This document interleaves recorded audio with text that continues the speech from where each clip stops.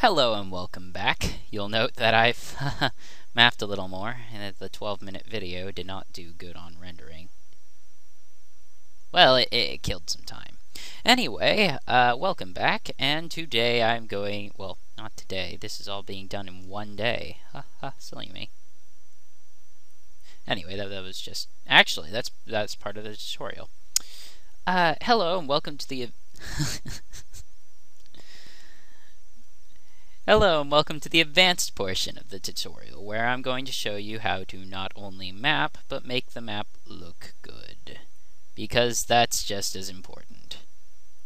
Alright, so you'll note that these two sliders. Now you see one obvious thing, they don't overlap. I don't even have one of them, well, my distance snap is preventing me, but I don't have them something like this.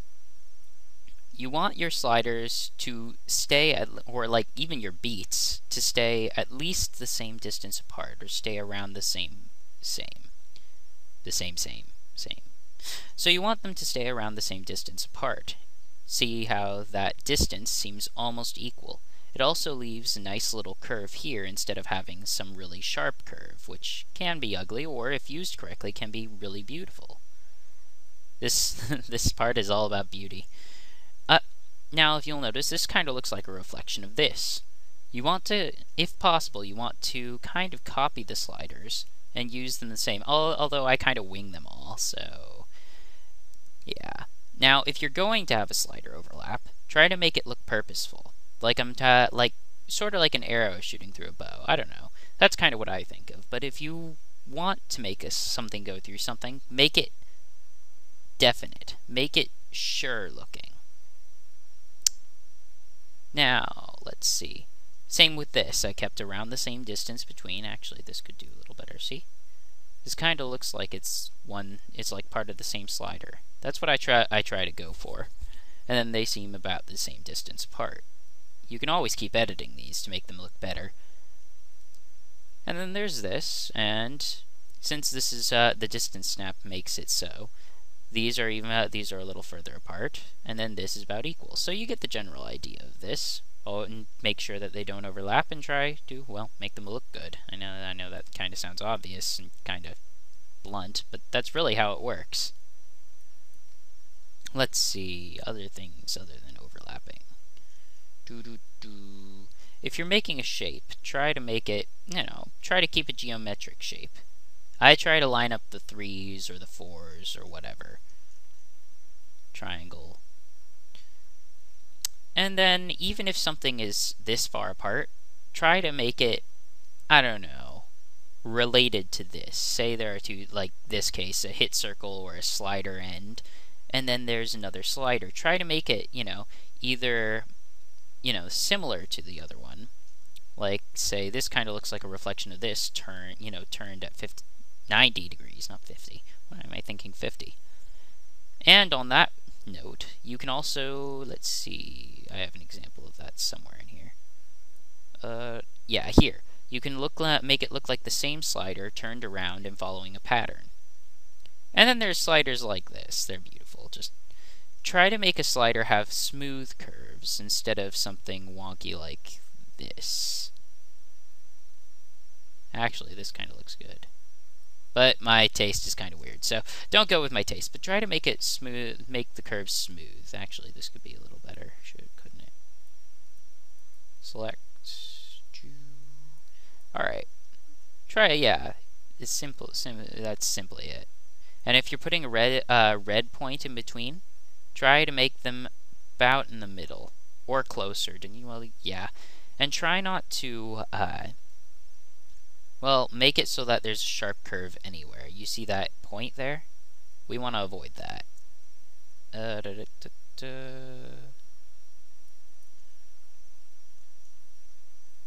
Reflection. Now, in this case, I wasn't able to do anything about, the distance snap, but yeah, I think you get the general idea about trying to make things right. This is all style. It's all choosing how you want to do things. And now for something I didn't mention. See that key-eye time up there? I said I'd tell you about that. Key-eye mode is basically where, lights stream out and, When you hit a beat, you know, more lights flash and a whole bunch of stuff. So basically, it's like this is an epic point. Look at it. That's what you're trying to tell the player.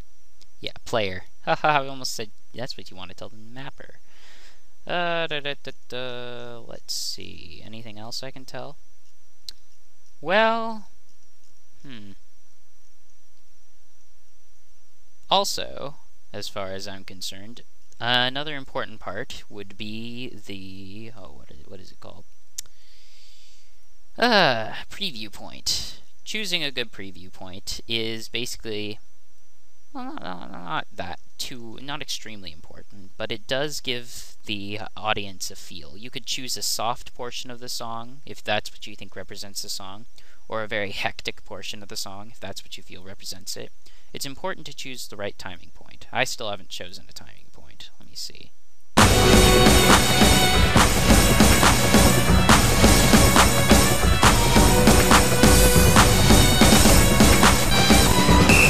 I think this is a good spot, so I'll go with this. I'll set that as my current timing point.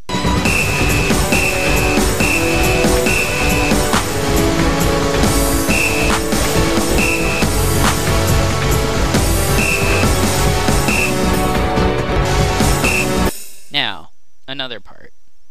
If you're going to put, like I said, those, timing points to change this audio of a point. Also, I should probably change that to whistle as well. But if you're going to change the audio of a point, what you should do is set it in between them. That way, in the case that you feel like changing this, like say I'm going to change the BPM by a little bit. Oh yeah, I changed the BPM to perfectly this because that worked a lot better. Haha. But if you're going to change it, it'll still be in between, and it'll still sound right, and you wouldn't have to move them all back, and basically it makes life easier. So try to set them at least one beat apart. If you really have to, set the green line on, but try to avoid that. Also, as a quick review, Control P is how you set those. Ah yes, shortcuts. I should probably show those as well. Control H flips on this axis. I'm forgetting it. The vertical axis. If Control H flips on the vertical axis, and Control J flips on the horizontal axis. Then Control right or left, or, well, how do I say that? I don't even know what this is. Control bracket, I suppose. Control left bracket will rotate this at 90 degrees, and the opposite will do the opposite. Fun times. Let's see. Well, if worse comes to worse, you can always go here and look at everything. So that's H, by the way, to look at all of that. Then there's this handy thing. Open. It'll tell me all of my issues. Well, this is only because I haven't finished yet, but I'm trying to keep it within the normal criteria.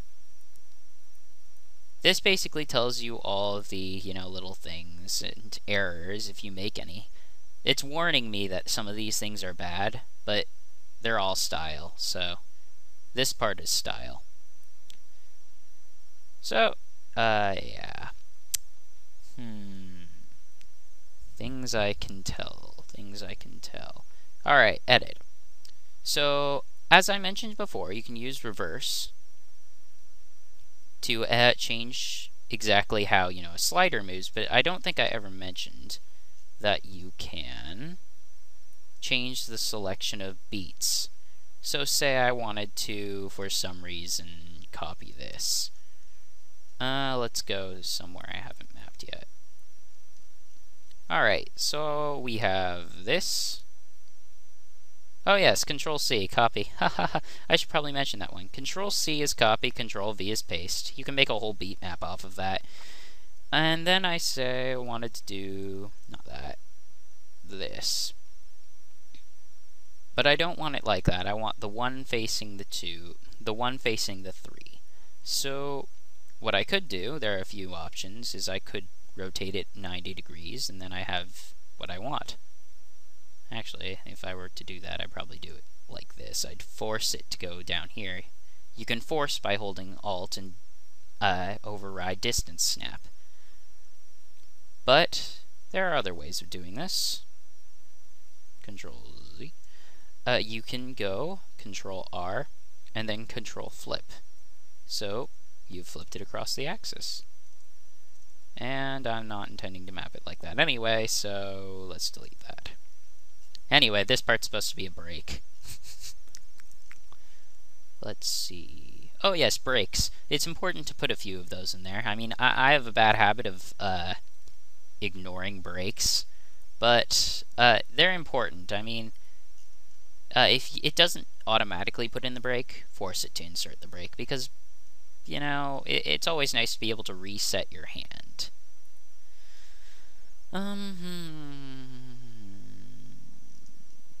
I can't think of very much else to say.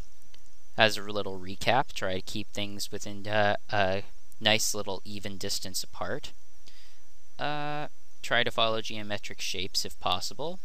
And yeah, all the shortcuts I showed you should help you with that. Yep. Oh, and if you're like me, you can just make all sliders and all shapes manually. I mean, I don't use the flip unless I really need to, like for something complicated. So yeah, just know that you can take that path. So yeah, that's all. See ya.